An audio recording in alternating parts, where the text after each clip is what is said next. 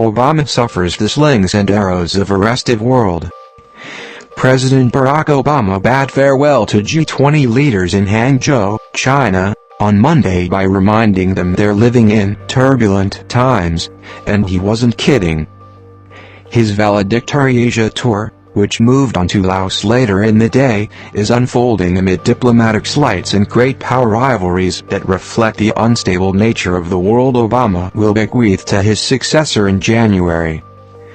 The controversies reflect the way international politics is now a stew of many competing, rising or resurgent powers that see fewer reasons to simply fall into line behind the United States than was the case following World War II and the Cold War.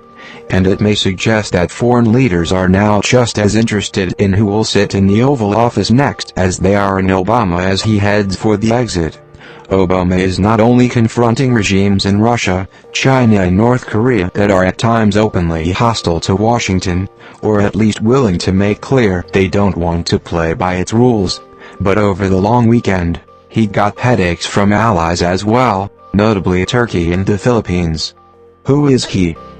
The fiery new president of the Philippines, Rodrigo Duterte, asked Monday at a news conference, referring to Obama. The Southeast Asian leader warned he would lash out if the U.S. president raised extrajudicial killings in the Philippines in a war on drugs in an anticipated meeting in Laos. "I am a president of a sovereign state, and we have long ceased to be a colony of the United States," Duterte continued. "Son of a bitch, I will swear at you." It was a stunning show of disrespect for an American president. And though Obama shrugged off the comments from the colorful leader during his own news conference Monday, the White House later canceled his meeting with Duterte, conferring instead with the president of South Korea. Duterte later apologized for any offense caused.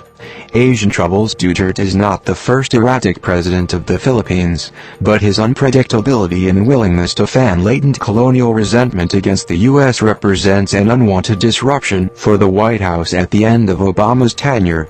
It comes in a regional cauldron where Beijing is making aggressive moves in the South China Sea, and Southeast Asian nations are increasingly important to U.S. efforts to rein in the rising power. Obama had hoped to spend his final journey to Asia as president talking up the highlights of his pivot to the region. The fact sheet the White House put out at the conclusion of the G20 touted the economic progress under the 8 years of the Obama presidency. And in one key outcome of the summit, he and Chinese President Xi Jinping formally agreed that both their nations would join the Paris Climate Agreement committing to cutting carbon emissions. But that bright spot aside, his trip to China has offered reminders that since Obama took office in 2009, and especially since Xi emerged as a nationalist leader after taking office in 2012, Sino-US relations have worsened. At the start of his trip, a logistical spat over missing airplane stairs needed for Obama to reach the red carpet at Hangzhou airport and verbal altercations between U.S. and Chinese officials grabbed headlines. At one point, a White House official warned a Chinese counterpart against restricting access of pool reporters under the wing of Air Force One, noting that it was, after all, a U.S. plane. "This is our country," the man yelled back. Sign up for CNN Politics Nightcap newsletter, serving up today's best and tomorrow's essentials in politics. Obama shrugged off that incident, too, acknowledging that disagreements over press access often arise with China but contending that they were not emblematic of the U.S.-China relationship. The Republican hoping to succeed Obama, however, took a much dimmer view of the episode. "Can you believe that the Chinese would not give Obama the proper stairway to get off his plane? Fight on tarmac," Donald Trump tweeted. Beijing said that an unprofessional American press had hyped up the incident. China has warmly and friendly welcomed all the leaders who are attending the G20 summit. "Why would we cause problems to the American delegations on purpose?" said Hua Chunying, China's foreign ministry spokesperson.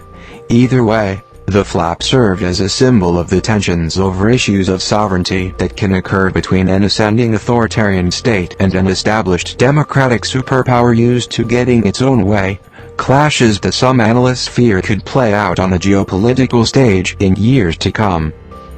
Another country that has expanded its power base by thumbing its nose at the United States, Russia, also grabbed the spotlight during the G20 summit. Obama and President Vladimir Putin were pictured on Monday locked in an unfriendly stare, clearly with little love lost between them. Typically, the tone of our meetings are candid, blunt, businesslike, and this one was no different, was how Obama described it to reporters. He referred to gaps of trust over Syria, warned that the U.S. has more capacity, both offensively and defensively, when it comes to cyber espionage, and stressed that the U.S. has no intention of easing sanctions against Russia over its action in Ukraine. The tough talks were a reminder that the reset of Russia relations that Obama pioneered at the start of his administration is now but a memory, while Putin has also taken advantage of chaos in the Middle East to reinstate Russian influence with Syria and Iran.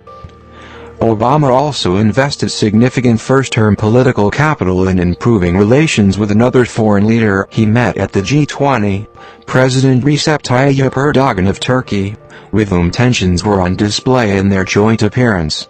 Even though Obama bemoaned the terrible attempted coup that failed to topple Erdogan in July, the Turkish president did not shy away from raising differences with the U.S. in front of the press.